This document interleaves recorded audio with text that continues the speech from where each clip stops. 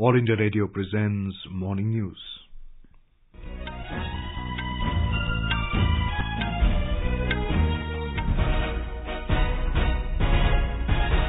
Good morning. I'm Abhishek Mukhopadhyay, with me is Subhadra Ramachandran. The headlines. Union Health Ministry asks states and union territories to enhance testing to check the spread of COVID-19 more effectively. India's COVID vaccination coverage crosses 158 crore 74 lakh mark. Election Commission files 143 cases against different candidates for violation of Model Code of Conduct in Uttar Pradesh. Delhi Police bans all aerial platforms, including drones, paragliders and hot air balloons, ahead of the Republic Day celebrations. 5 hardcore Maoists killed in separate encounters with security forces in Chhattisgarh-Telangana border area. India strongly condemns terror attack in UAE, says attack on innocent civilians is completely unacceptable and against all civilized norms. UK court orders eviction of fugitive businessman Vijay Mallya from his London home. And in cricket, India to take on South Africa in the first ODI of the 3-match series in Paarl this afternoon.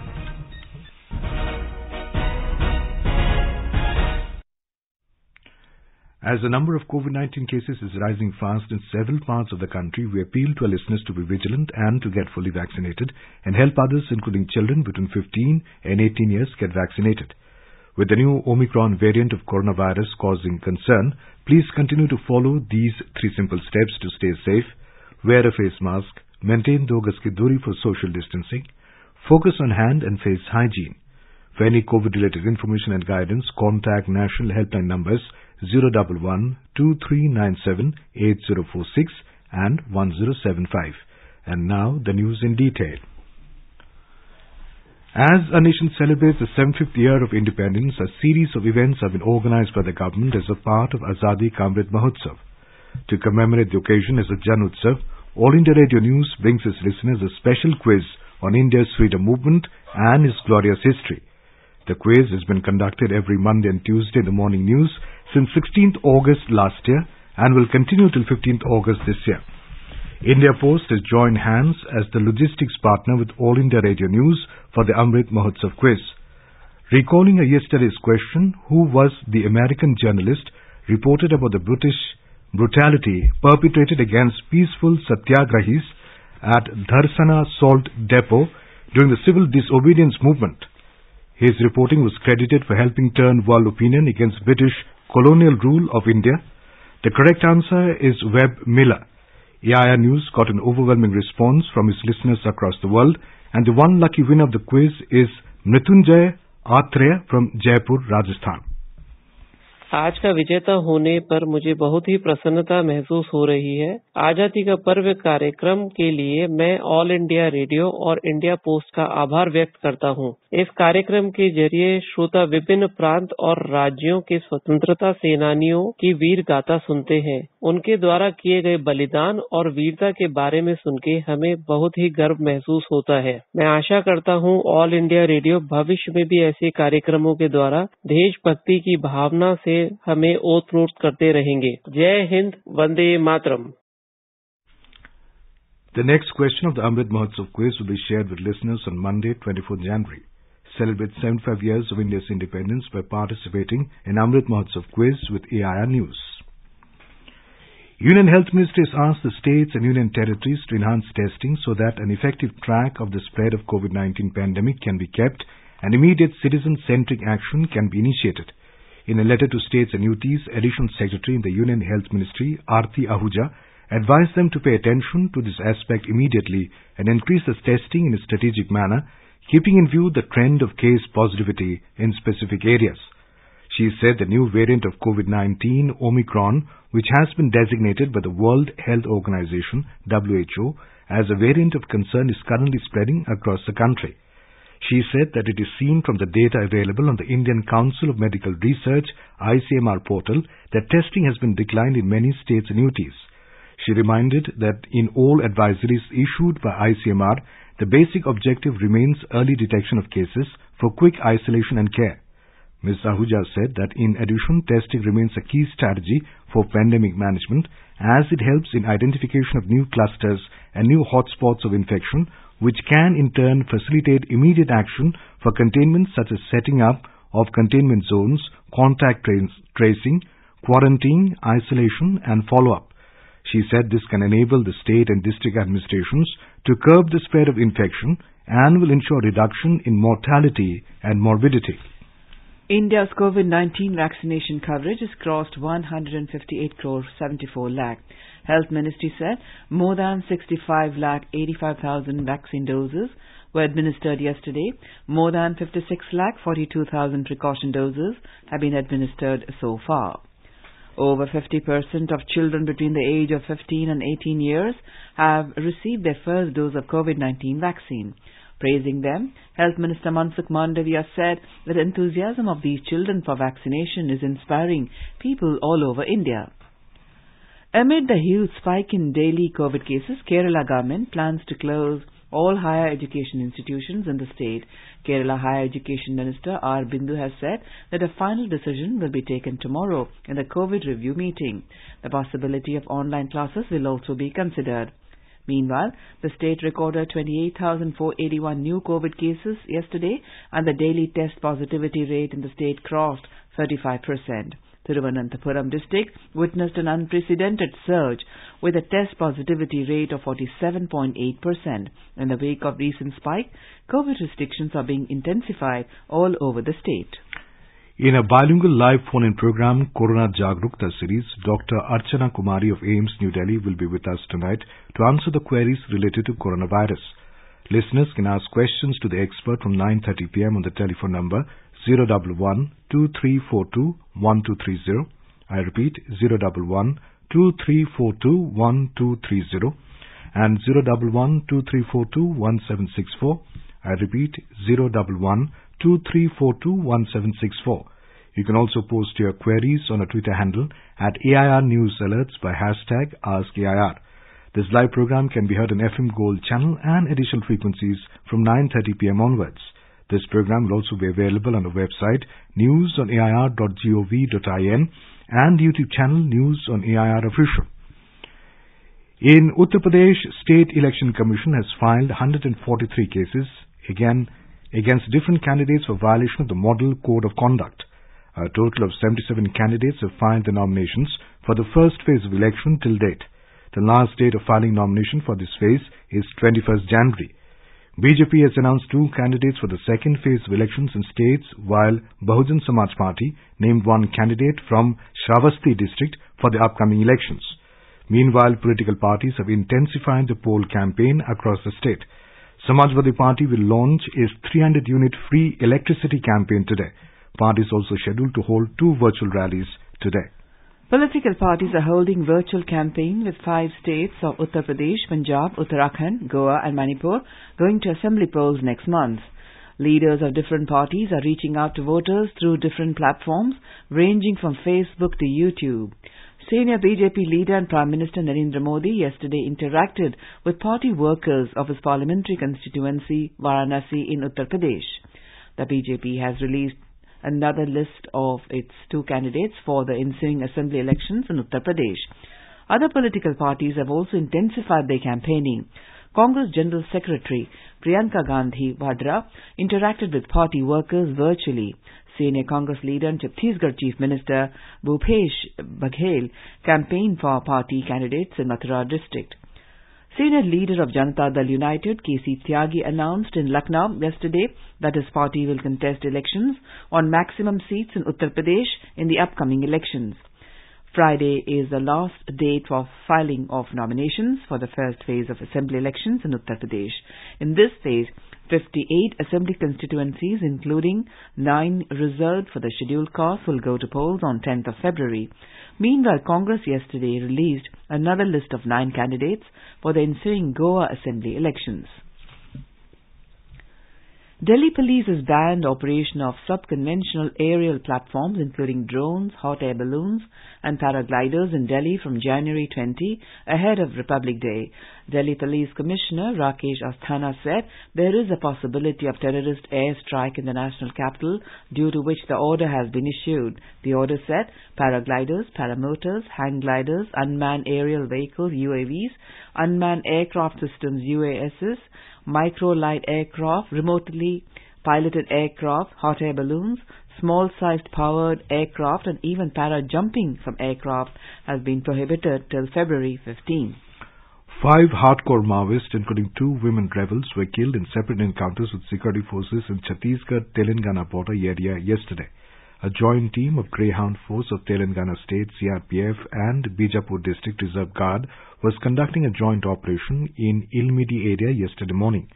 Maoists opened indiscriminate fire on the team near Simaldodi village.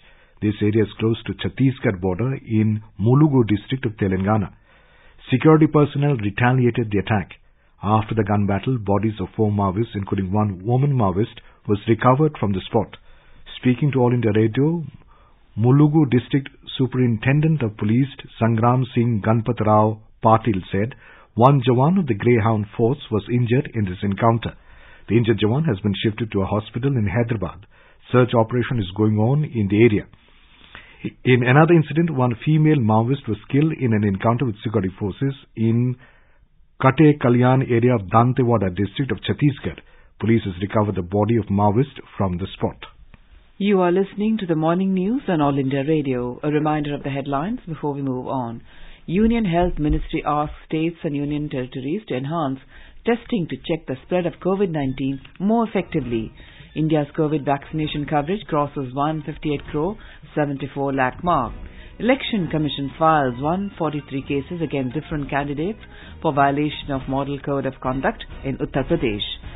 Delhi Police bans all aerial platforms including drones, paragliders, hot air balloons ahead of Republic Day celebrations. 5 hardcore Maoists killed in separate encounters with security forces in Chhattisgarh-Telangana border area.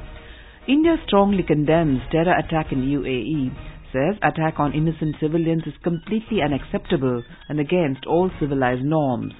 UK court orders eviction of fugitive businessman Vijay Mallya from his London home. And in cricket, India to take on South Africa in first ODI of 3-match series in Paarl this afternoon. For quick news updates round the clock, follow us on our Twitter handle @AIR News Alerts. अपने business को बढ़ाने के लिए लीजिए आकाशवाणी का सहयोग और दीजिए उसे बुलंदियों के पंख। आपका बिजनेस लोकल है या राष्ट्रीय, आकाशवाणी देती है उपभोक्ताओं तक पहुंचने का हर विकल्प। और अब तो आप घर, दफ्तर या दुकान पर बैठे बैठे कर सकते हैं आकाशवाणी के किसी भी केंद्र के लिए विज्ञापनों की बुकिंग। आकाशवाणी के विभिन्न चैनलों पर विज्ञापन देना सुलभ और सस्ता। बुकिंग है तो संपर्क करें 8700014242 पर 8700014242। Welcome back. You're listening to the morning news. External Affairs Minister Dr. S. Jaishankar had a telephonic conversation with the Foreign Minister of UAE, Sheikh Abdullah bin Zayed Al Nahyan.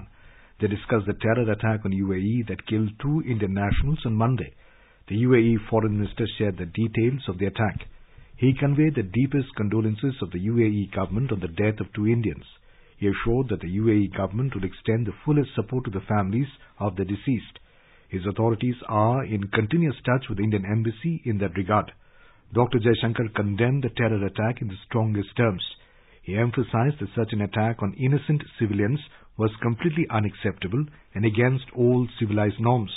He appreciated the immediate assistance provided by UAE authorities to the embassy in responding to this tragic situation. Dr. Jaishankar conveyed India's strong solidarity with UAE in the face of such an attack. A UK court has ordered the eviction of fugitive businessman Vijay Mallya and his family from his plush London home. The decision has come as a major setback for the beleaguered businessman. Mallya lives there with his son Siddharth and mother Lalita. Swiss bank UBS will reportedly take possession of the luxury property Cornwall Terrace apartment that overlooks Regent Park in London. The court's judgment came in the case related to a refund of over 185 crore rupees that Mallya owes to UBS. The court agreed with the Swiss bank's position that giving more time to Mallya is not likely to make any material difference. The court also rejected permission to appeal against this order or to grant a temporary stay of enforcement. The UBS can now go with the possession process to realize its debt.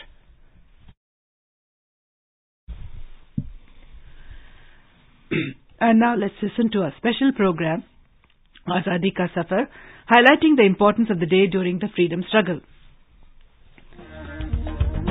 आजादी का Amrit Mahotsav.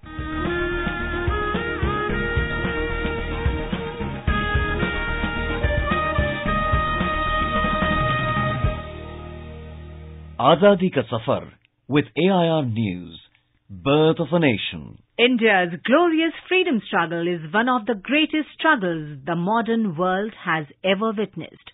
AIR News brings you a glimpse of the struggle every day. Sanatano tumi he nikhilo palono nikhilo tarono nikhilo janumangaloka. In today's episode, we remember social reformer Debendranath Tagore, who died on the 19th of January 1905. Father of Gurudev Rabindranath Tagore, Debendranath Tagore took the principles championed by Raja Ram Mohan Roy and turned them into Brahmoism, an influential sect in Bengal.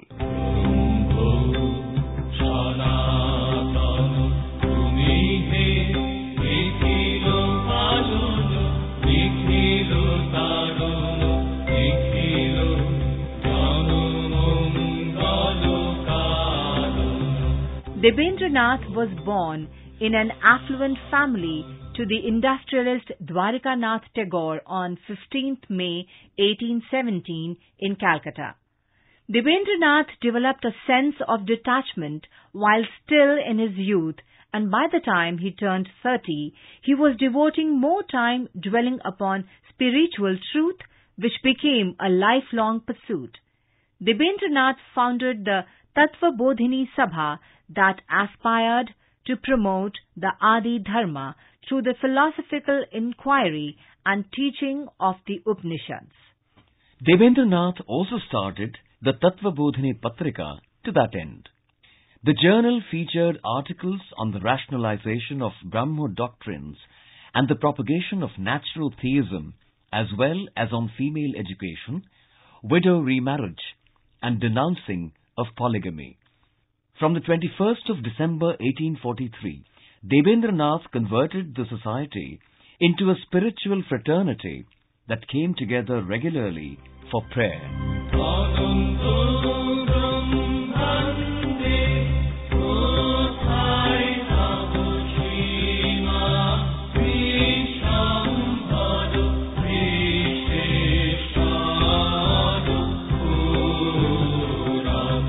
In 1848, Debendranath published a book based on selected passages from the Upanishads and published it as Brahmo Dharma, enshrining the fundamental principles of the Adi Dharma doctrine that emphasized monotheism and rationality, that focused on individual meditation, that rejected idolatry and caste distinctions. In the 1860s, he moved to Shantiniketan, where he continued to read scriptures and ponder the limits of Brahmoism. Many years later, Rabindranath established his school and university at this place. Till his death, Debendranath kept on working for betterment of Indian society. We salute the great Indian.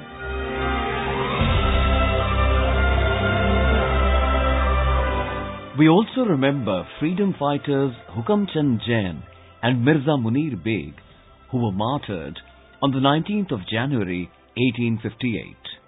Hukam Chand Jain was born in 1816 at Hasi, Hisar district, and was a high official in the court of Emperor Bahadur Shah at Delhi, and appointed Kanungo of Hasi and some areas in Karnal district in 1841. He reached Delhi on hearing about the First War of Indian Independence in 1857. He attended the conference of patriotic leaders at the Mughal court, in which great revolutionary leaders like Tantia Tope were also present. He offered to organize the freedom struggle in the Haryana region and began collecting an armed force after his return to Hasi. He attacked the British lines of communication with his own small armed force and inflicted heavy losses on the British, although his soldiers were equipped with only ordinary weapons. He wrote a letter to the Mughal Emperor in association with his compatriot Mirza Munir Beg, requesting reinforcements. However, Delhi was also occupied by the British army, and the letter signed by him and Mirza Munir Beg was discovered by the British in the Mughal records. The British commissioner immediately instructed the collector of Hisar to take strong action against Lala Hukam Chand Jain and Mirza Munir Beg. Their houses were raided by the British authorities and both were arrested. They were sentenced to death and attained martyrdom. We salute the great martyrs. That brings us to the end of this episode of Azadi Ka Safar with AIR News. See you in the next episode tomorrow.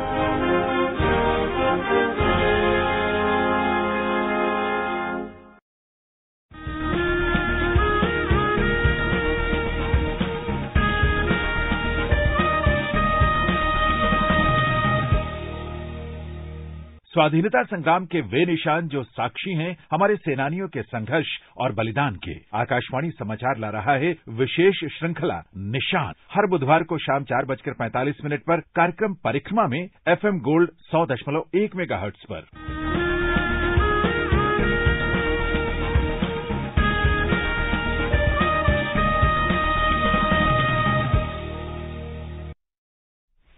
In today's episode of Nishan, we will bring you Ahmednagar ke Khile ki kahani, Akashwani ki zubani. Best wishes to all consumers for Azadi Ka Amrit Mahotsav. Hallmark ensures purity of gold. Always purchase Hallmark gold jewelry. For any consumer-related complaints, please contact National Consumer Helpline toll-free number 14404. Issued in public interest by Department of Consumer Affairs, Government of India. Jago Grahak Jago. Union Minister for Finance and Corporate Affairs Nirmala Sitharaman hit out at the Congress, saying it should come clean on the Antix Devas deal after the Supreme Court's order upholding the liquidation of Devas Multimedia. Addressing media on the Antix Devas deal issue, the minister said the Supreme Court on Monday upheld the National Company Law Appellate Tribunal (NCLAT) and National Company Law Tribunal (NCLT) order to wind up Devas Multimedia, which is a very comprehensive order. The Finance Minister also said that this deal was done against the national security of India, and now it should be the Congress party's turn to tell how this kind of fraud was perpetrated on the people of the country. I'm very grateful that the Supreme Court of India brought this matter in a comprehensive order. Now we shall definitely take this order and defend Government of India's position, that position where this order was cancelled even by UPA in 2011, 6 years after the agreement was originally signed, and make sure justice is done against this fraud which was perpetrated. Very much under the nose of UPA's own government. Proves clearly how Congress party works. Goes along, tries to make money through cronies, and when caught, behave as though nothing has happened, but the loss will be borne by Government of India. No, loss shall not be borne by Government of India. This is Prime Minister Modi's government. We shall fight it. The India Post Payments Bank, IPPB, has crossed the 5 crore customer mark in just 3 years of commencement of its operations to become one of the fastest growing digital payments bank in the country. Announcing this achievement yesterday, the bank said that it has opened up these 5 crore accounts in digital and paperless mode through its 1,36,000 post offices. Out of these post offices, 1,20,000 are in rural areas. About 1,47,000 doorstep banking service providers helped in opening up of these accounts. A special court in Mumbai yesterday rejected former Maharashtra Home Minister Anil Deshmukh's default bail plea in an alleged money laundering case. Special Judge R.N. Rokre rejected Deshmukh's plea, which claimed that he was sent to judicial custody that extended beyond the stipulated 60 days as per the Criminal Procedure Code CRPC. Deshmukh was arrested on November 2nd by the Enforcement Directorate ED, which alleged that he had been the prime beneficiary of alleged bribes taken by dismissed police officer Sachin Waze from barred owners between December 2020 and March 2021. In cricket, India and South Africa will kick off their ICC Cricket World Cup Super League series at Boland Park in Paarl today. The first ODI of the three-match series is scheduled to start at 2 p.m. IST. For the first time in Indian cricket history, KL Rahul has been named as India's captain for the three ODIs in South Africa, as Rohit Sharma failed to recover from a hamstring injury. The new captain will be keen to win his first series. The Proteas, meanwhile, will look forward to earning some crucial points in the ICC Cricket World Cup Super League. Paarl will play host to the first two one-dayers of the series. South Africa recently defeated India in the Test series 2-1. In badminton, H.S. Pranoy has begun his campaign with victory in the Syed Modi International Tournament in Lucknow. Pranoy defeated Ukraine's Danilo Bosniuk in straight games 21-14, 21-18 in the opening round of men's singles. In women's singles, Akarshi Kashyap overcame Mugdha Agre 21-13, 21-14. Two-time Olympic medalist P.V. Sindhu will face compatriot Tanya Hemant today. And now let's take a look at the weather forecast for today. Srinagar will have rain or snow. Temperature will hover between 1 and 4 degrees Celsius. Jammu will have generally cloudy sky with light rain. The minimum temperature is 8 degrees Celsius, while the maximum will be around 12 degrees. Leh is likely to have light snowfall. The minimum and maximum temperature will hover between -12 and -1 degree Celsius. Gilgit will have rain or snow. The temperature will hover between 0 and 7 degrees Celsius. Muzaffarabad will have thunderstorm with rain. The minimum temperature is 5 degrees Celsius and the maximum will be around 12 degrees. The national capital Delhi will have moderate fog. The minimum temperature is 9 degrees Celsius while the maximum will be around 16 degrees. In Mumbai, the minimum temperature was 19 degrees Celsius while the maximum will be around 31 degrees. The city is expected to have nearly clear sky. And Chennai will have partly cloudy sky. The temperature will vary between 22 and 29 degrees Celsius. Kolkata had fog in the morning and will have mainly clear sky during the day. Bangalore is likely to have partly cloudy sky. Guwahati will have generally cloudy sky with light rain. Shillong will have generally cloudy sky with haze. And Itanagar will also have generally cloudy sky with light rain. And now an overview of today's newspapers. Ramp-up testing centered to states amid rising cases, writes the Statesman.